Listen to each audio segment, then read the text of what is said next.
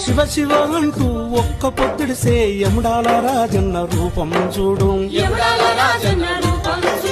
పాయలై విడిపోయే గంగా ఏడు పాయల జాతర చూడు.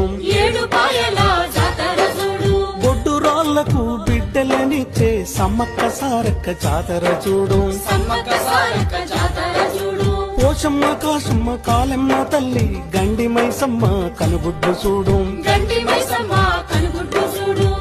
కుమరెల్లి మల్లన్నను చూడు కొండేశ్వరి కల్లో దాగుండు.